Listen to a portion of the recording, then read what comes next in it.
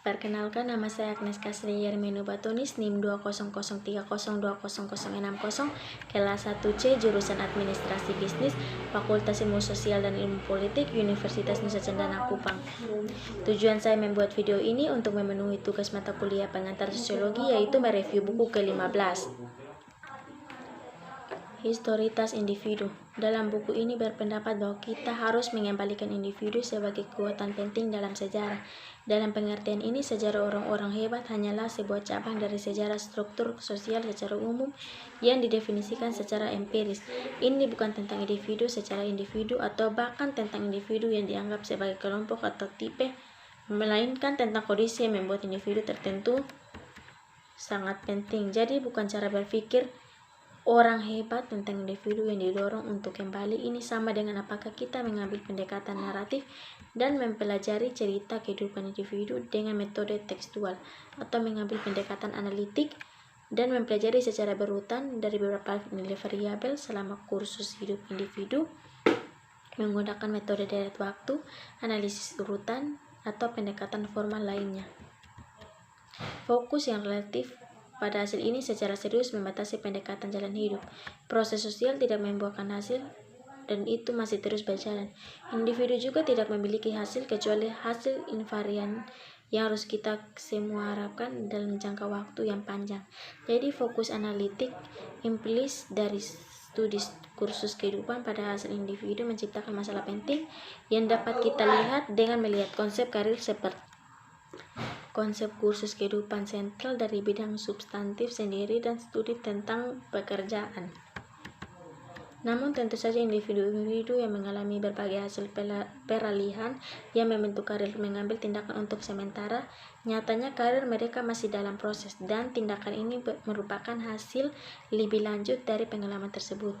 Oleh karena itu, salah satu jalan keluar dari budaya analisis yang tersirat dalam pendekatan kursus kehidupan adalah dengan memusatkan perhatian kita pada hasil yang lebih lanjut seperti interpretasi dan tindakan di mana pekerjaan datang untuk merespon, biasanya secara kolektif, terhadap kekuatan sosial yang lebih besar yang dapat menekannya.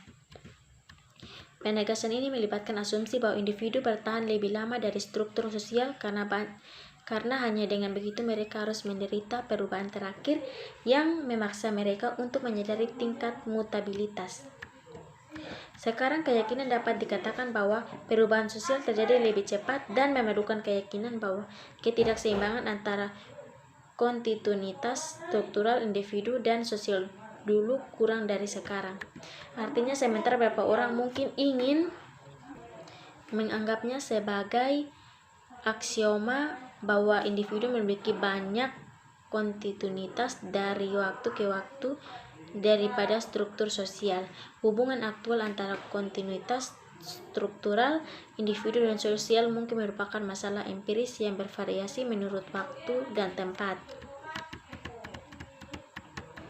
Namun demikian, pada diri memorial individu kurang hening dibandingkan dengan diri memorial dari struktur sosial. Sebaliknya, ingatan dan struktur sosial seperti SSHA tersebar cukup merata di otak ribuan anggota dan mantan anggota, pembaca jurnal, pekerja di hotel di mana di situ tempat mengadakan pertemuan tahunan dan sebagainya. Tidak seperti dalam kasus historitas biologis dan peringatan, mungkin tampak sulit untuk membuat kasus bahwa historitas individu yang tercatat melebihi struktur sosial.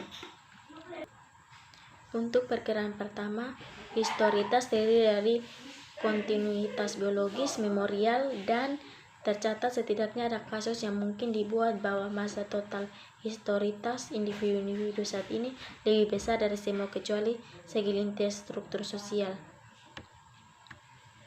Seiring bertambahnya usia populasi, reservoir memori ini tumbuh semakin dalam. Usia rata-rata AS telah meningkatkan dari 23 menjadi 36 selama abad terakhir dan persentil usia ke-75 telah meningkat dari sekitar 39 menjadi 51. Ini mungkin tampak seperti contoh yang sepele, sesuatu yang kita semua tahu, tetapi kami tidak menulis seolah-olah kami mengetahui hal ini.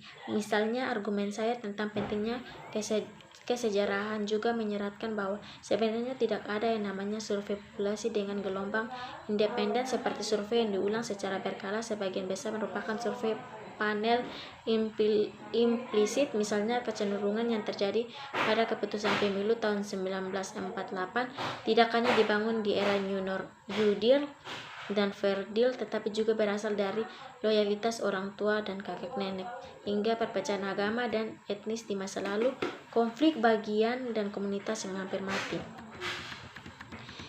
Perhatikan bahwa implikasi komposisi ini hanya akan langsung dengan asumsi memori yang sempurna. Hal ini pada gilirannya menyarankan bahwa kita harus mencurahkan penelitian yang serius pada pertanyaan tentang kapan, bagaimana, dan mengapa kedalaman dan akurasi memori semacam ini berubah. Kumpulan atribut dan pengalaman pribadi yang dibawa melalui waktu ini dalam dianggap sebagai jenis historitas keempat yang akan saya sebut substantif. Konsep familiar yang mewujudkan historitas substantif adalah konsep pendapatan seumur hidup yang telah melihat penggunaan yang bermanfaat sebagai ukuran ketidaksetaraan.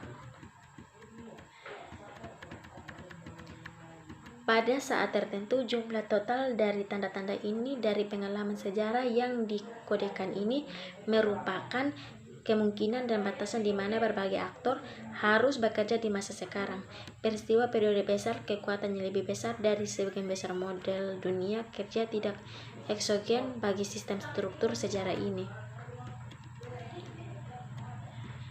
Sifat manusia dalam berpikir prosesual. Bab ini mencatat sejumlah kekuatan yang mendukung pemeliharaan kontinuitas di sepanjang garis keturunan individu, objek fisik atau biologis, memori, dan penyimpanan catat yang disengaja, dan tampaknya cukup jelas bahwa kekuatan-kekuatan ini penting untuk memahami keseimbangan aktual dari waktu ke waktu kelompok sosial seperti pekerjaan atau kelas sosial atau kelompok etnis. Oleh karena itu, untuk pandangan prosesual yang menjadi inti dengan problematisasi kontinuitas itu, langkah pertama yang penting adalah membahas konsep kodrat manusia, menanyakan seperti apa konsep kodrat manusia dimungkinkan dengan asumsi prosesual. Dalam perjalanan kehidupan akademis, seorang ilmuwan sosial yang bekerja pasti akan melawan banyak konsep tentang sifat manusia. Orang terbiasa beralih di antara mereka, dari Homo economicus ke obat bius yang terlalu disosialisasikan, dari ego dan ke temperamen yang dibangun secara genetik, dari plastisitas terhingga dari Goethe ke emosi universal Ekman. Tetapi di perbatasan sosiologi dengan disiplin ilmu lain, seorang selalu berinteraksi dengan rekan kerja yang percaya pada sifat manusia. Tetapi baru-baru ini kebangkitan kembali psikologis dalam wujud biologis barunya telah dimulai. Jelasnya kita harus mulai dari awal dengan menggambarkan apa yang menjadi masalah dalam percakapan yang telah kita lakukan tentang masalah ini. Dimensi sifat sosial.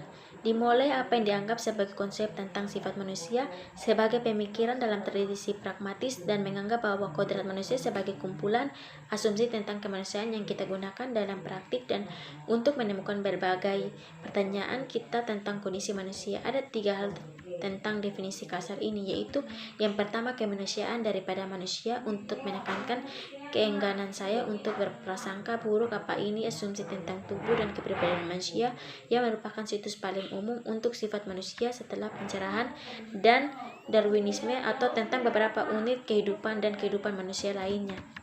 Yang kedua, asumsi yang kita gunakan dalam praktik daripada konsep aporisasi, karena menurut saya yang terakhir adalah kekhayalan dan saya tidak berpikir bahwa ada atau bisa jadi serangkaian asumsi yang benar atau benar tentang sifat manusia.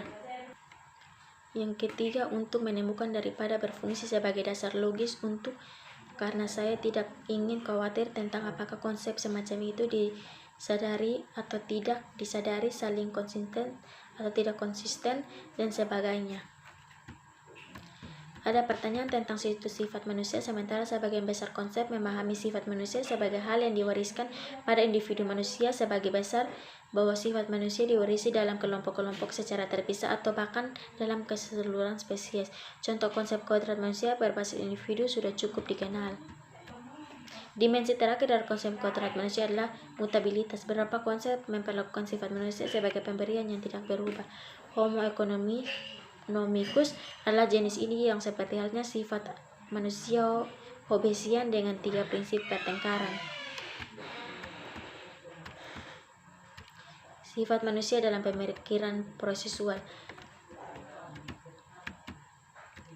Sebuah ontologi proses dimulai dari masalah menjelaskan perubahan sosial yang diselesaikan dengan mengasumsikan bahwa perubahan bukan stabilitas adalah keadaan alami dari suatu kehidupan sosial. Demikian dari hasil presentasi saya mengucapkan terima kasih.